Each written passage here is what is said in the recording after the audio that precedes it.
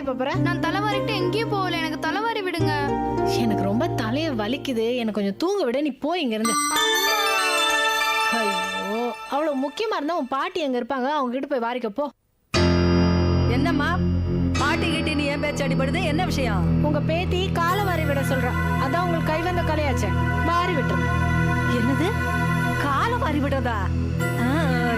ஏண்டி உங்க ஆத்தா என்ன சொல்றா? பாட்டி, நான் மம்மிய தலைவாரி விட சொன்னேன், அதைத்தான் இப்படி சொல்றாங்க. சரியா போச்சு. உங்க அம்மாவுக்கு சண்டை பேய் பிடிச்சிருக்கு, அதான் இப்படி வாய்க்கு வந்தபடி பேசி சண்டைக்கு இழுக்கிறா. சரி சரி, நீ வா, நான் உனக்கு காலை வாரி விடுறேன். சே சே, பாரு அவளோட சேர்ந்து சேர்ந்து எனக்கு அதே பேச்சு வருது. தலைய வாரி விடுறேன், வா.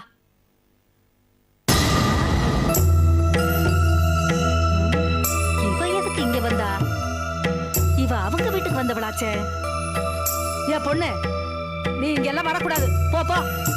என்ன? நான் இங்க வரக்கூடாதா? ஏன்? நீ கோதண்ட வீட்டுக்கு வந்தவ. அவங்க வீட்டுக்கு வந்தா இங்க வரக்கூடாதா? உங்களுக்குள்ள வேணும்னா சண்டையா இருக்கலாம், ஆனா நான் பொதுவானவ. நான் எங்க வேணும்னாலும் வருவேன், இருப்பேன், போவேன். அதை யாராலையும் கேட்கவும் முடியாது, தடுக்கவும் முடியாது.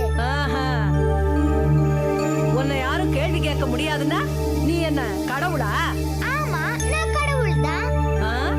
என்னது, நீ கடவுளா? குழந்தையும் தெய்வமும் ஒண்ணுன்னு தானே சொல்லுவீங்க. இப்ப குழந்தையும் நானே, தெய்வமும் நானே. எவ இந்த பேச்சு பேசுறவ?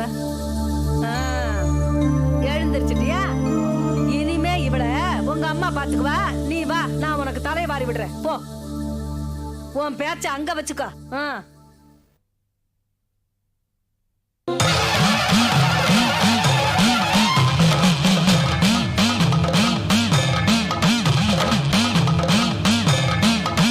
எங்க வந்த? இங்கதான் வந்தேன். எதுக்கு வந்த? இந்த வீட்டுக்குள்ள புகுந்து குடும்பத்துல குழப்பம் பண்ணிக்கிட்டு இருக்கிற உன்னை விரட்ட வந்தேன். அது அவ்வளவு சுலபமான காரியம் இல்ல. எதுவும் எனக்கு பலமான காரியம் இல்ல. பார்க்கலாமா? பார்க்கிறதுக்கு நான் இருப்பேன், ஆனா நீ இருக்க மாட்ட.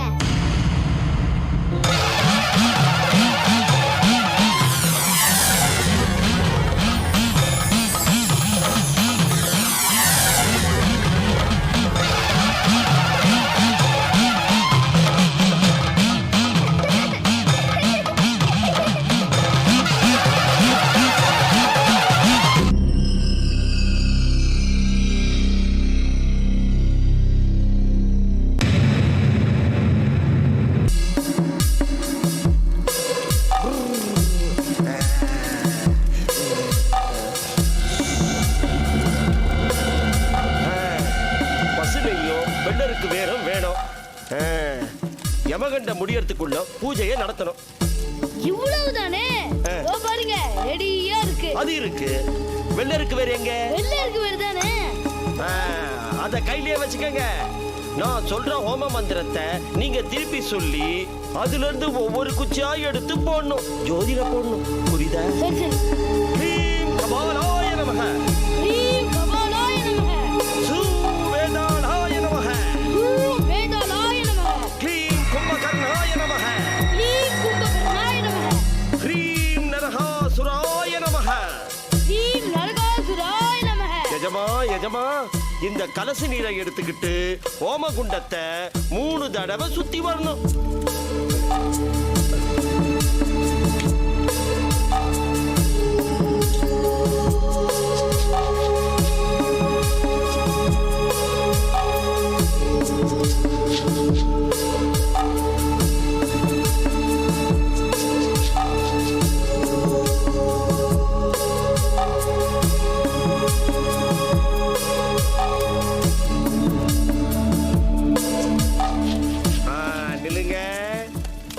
ஆமா, இந்த கருவாயினைய சுள்ளானைய எங்க காணோம்?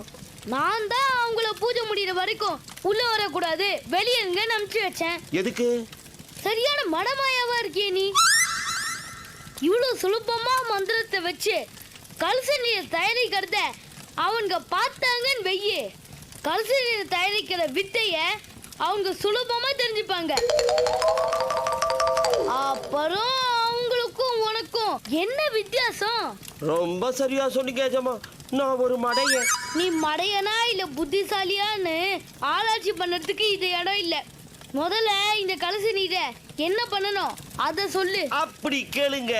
இந்த கலச நீரை கோதண்ட வீட்டை சுத்தி தெளிச்சிட்டு வரணும். அப்பதான் வெளியே இருக்கிற சக்தி உள்ள போவாது, உள்ள இருக்கிற சக்தி வெளியே வராது. நம்ம காரியத்தை கச்சிதமா முடிச்சிடலாம். தேங்க்யூ மாயா. டேய் கடுவாயா, சுல்லா வாங்கடா உள்ள. என்ன எஜமா ஒருத்தரையும் காணும்? இவங்களை கட்டி ஏன் வயதான் வலிக்கும், அதனால நானே போய் கொடுத்துட்டு வரேன். சரி.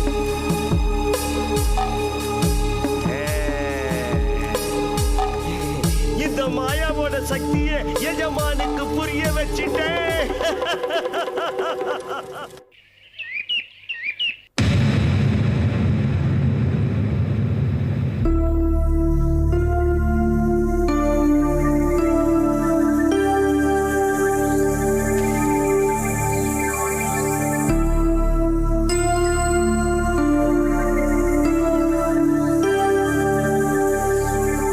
எனக்கு என்னாச்சு?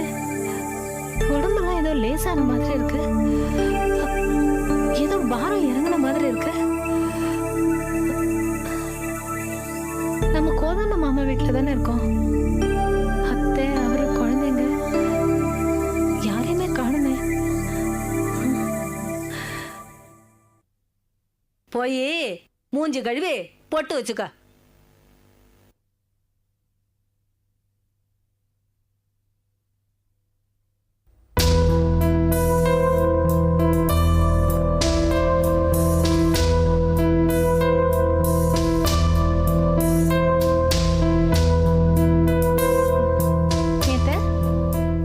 குலு வச்சது ஞாபகம் இருக்கு. இது என்ன கோலத்துக்கு பதிலா வீட்டுக்கு நடுவுல கோடு? ஆஹா, கேட்டா பாரு உங்க அம்மா ஒரு கேள்வி. கொலு வச்சது மட்டும் ஞாபகம் இருக்கா, ஆனா கோடு போட்டது மட்டும் ஞாபகம் இல்லையா? என்னடி இது? சத்தியமா ஞாபகம் இல்ல அத்தை. இது என்ன 2 பூஜை தட்டு, வீட்டுக்கு நடுவுல கோடு? என்ன நடக்குதுங்க? என்ன விளையாடுறியா? ஏதோ கனவு கண்டுட்டு வந்து கேள்வி கேக்குற மாதிரி கேக்குற? இல்லத்த, எனக்கு நிஜமாவே கனவு கண்டு மறந்த மாதிரி தான் இருக்கு. இவங்க அப்பா எங்க? கோதண்ட மாமா, கனகக்கா, குழந்தைங்க எல்லாரும் எங்க? ஏய், என்ன பைத்தியம் தெரிஞ்சவ மாதிரி பேசுற? ஆமாத்த, இவ்வளவு நாள் பைத்தியம் மாதிரி தான் இருந்திருக்கேன். அப்போ கோதண்டத்துக்கிட்ட சண்டை போட்டது, வீட்டை 2ஆக்கி நடுவுல கோடு போட்டது, இதெல்லாம் ஞாபகம் இல்லையா? சத்தியமா ஞாபகம் இல்ல அத்தை.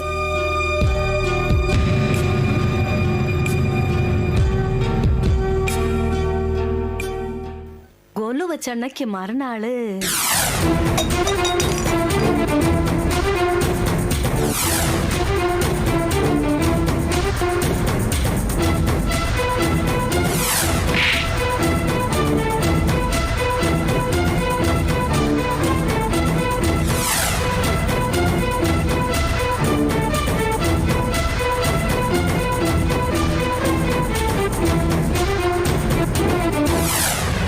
இப்பவாவது ஞாபகம் வருதா? சத்தியமா எனக்கு இது எதுவுமே ஞாபகம் இல்ல அத்தை. நீங்க சொல்லிதான் நான் இப்படி எல்லாம் பேசியிருக்கேன், இப்படி எல்லாம் நடந்திருக்கேன்னு தெரியுது.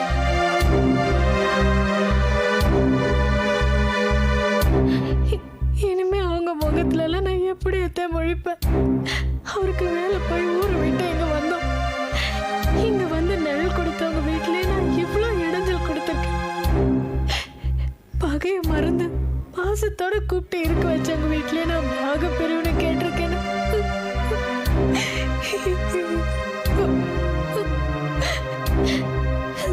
இந்த பாவத்தை எங்க போய் எப்படி அத்தை தீர்த்து போகும்?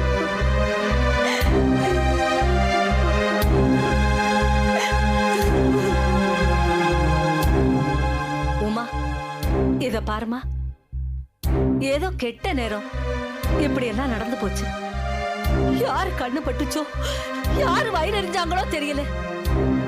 நமக்கு இவ்வளவு இடைஞ்சல் எல்லாம் ஏற்பட்டுருச்சு.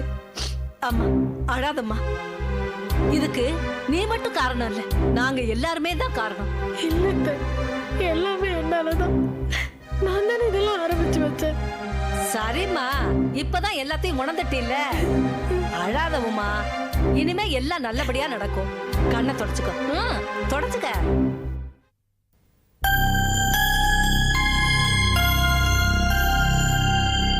ஏன்டா ஒரு மாதிரியா இருக்க? எல்லார் மாதிரியும் இருக்க முடியாதவன் ஒரு மாதிரியா தானமா இருக்க முடியும். என்னடா பேச்சு பேசுற? இப்ப என்ன குடியா முழுகி போச்சு? இல்ல கப்பல் கப்பல் கவந்து போச்சா? வேலை தானே கிடைக்கல. நல்ல நேரம் வந்தா பட்டம் பதவி கூட தன்னால தேடி வரும். இல்லம்மா, நான் அப்ளை பண்ணியிருந்த வேலை எனக்கு கிடைச்சிருச்சு. அப்பாயின்மெண்ட் ஆர்டர் கூட எனக்கு ரெடி ஆயிடுச்சு. ஆனா டெபாசிட் பண்ண 2 லட்சம் என்ன கட்ட சொல்றாங்கம்மா. அவ்வளவு பணத்துக்கு நான் எங்கம்மா போவேன்? வித்து கட்ட நகை நட்டும் இல்ல, வாங்கி கட்ட என்ன நம்புறவங்களும் இல்லம்மா. அண்ணன் இருக்காரு, அவர் எல்லாத்தையும் பாத்துக்குவாருன்னு தான் இங்க வந்தேன். இப்போ ஒருத்தருக்கு ஒருத்தர் முகத்தை கூட பாத்துக்க முடியல. விலகி இருக்கிறப்போ எப்ப சேருவோம்னு இருந்துச்சு. இப்ப சேர்ந்து இருக்கிறப்ப எப்ப பிரிஞ்சிருவோமோன்னு பயமா இருக்கு. எல்லாம் என் தலை விதிமா. இல்லைங்க, எல்லாமே என்னாலதான் வந்தது. நான் மட்டும் சுண்டலுக்காக சண்டை போடாம வாயை வச்சுக்கிட்டு சும்மா இருந்திருந்தேன்னா இவ்வளவு பிரச்சனையும் வந்திருக்காது. இந்த மாதிரி கஷ்டப்படுற நிலைமைக்கு மாமா நம்மளை விட்டும் இருக்க மாட்டாரு. முன்னாடி யோசிக்காம நடந்து முடிஞ்சப்புறம் யோசிக்கிறது தான் பொம்பளைங்களோட வழக்கமே. இதுக்கு நீ மட்டும் விதிவிலக்கா? சீனு, இதுக்கு அவ மட்டும் காரணம் இல்ல. அவ பண்ணன தப்பெல்லாம் உணர்ந்துட்டா. உமா, போய் அவனுக்கு காபி கொண்டு வா. நீ போய் படிமா.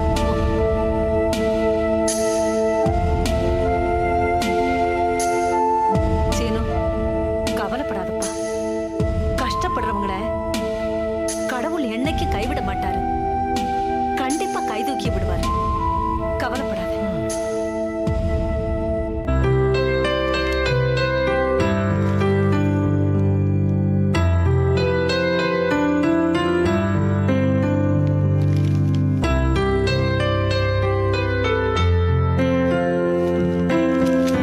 வாங்க. என்னது விருந்தாளியை வரவேற்கிற மாதிரி வரவேற்கிற? என்னங்க இது? நான் எப்பவுமே சொல்றது தானே. பொண்டாட்டியை பொறுத்த வரைக்கும் வேலைக்கு போயிட்டு வர புருஷன் எப்பவுமே விருந்தாளி தான். வீட்டுக்குள்ள நுழைஞ்சதுக்கு அப்புறம் மறுபடியும் மறுநாள் வேலைக்கு போற வரைக்கும் புருஷனை விருந்தாளி மாதிரி மனங்கோணாம பொண்டாட்டி கவனிச்சுக்கணும். ஓ அப்படியா? அப்போ குடும்ப கஷ்ட நஷ்டங்கள்லாம் எப்ப பேசுவ? அதுக்கும் ஒரு நேரங்காலம் இருக்குதுங்க. சரிம்மா, உங்ககிட்ட வியாக்கியானம் பேசிட்டு இருக்கிறதுக்கு எனக்கு மூடு இல்லை. கொஞ்ச நேரம் என்னை டிஸ்டர்ப் பண்ணாம விடு.